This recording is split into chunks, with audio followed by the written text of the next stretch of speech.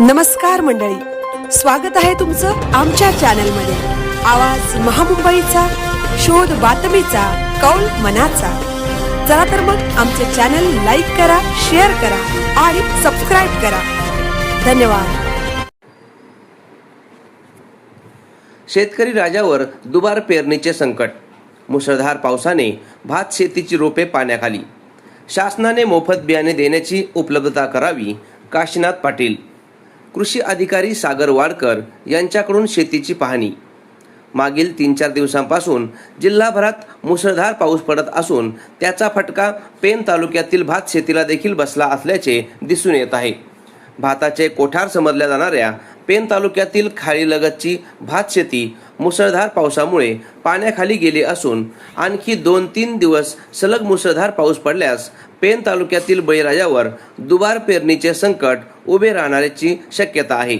दरम्यान या पाण्याखाली गेलेल्या भात शेतीची पाहणी कृषी अधिकारी सागर वाडकर यांनी केली असून त्यांनी देखील खाडीलगतची भात शेती पाण्याखाली गेलेल्या घटनेला दुजोरा दिला आहे।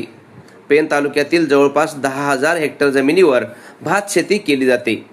यामधील जवळपास 1200 ते 1500 हेक्टर जी खाडीलगतची भात शेती आहे ती कालपासून पाण्याखाली गेली असल्याची माहिती कृषी अधिकारी सागर वाडकर यांनी दिली आहे।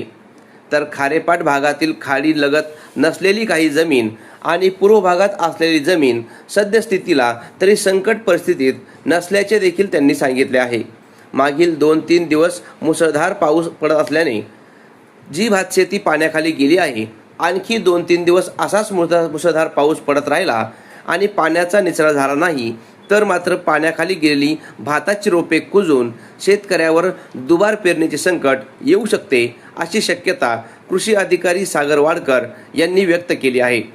दरवर्षी आम्ही शेतकरी अक्षय तृतीयेच्या शुभ मुहूर्तावर पेरणी करतो, मात्र यावर्षी शासनाने हवामानाचा अंदाज वर्तविल्यानंतर पेरणी उशिरा केली।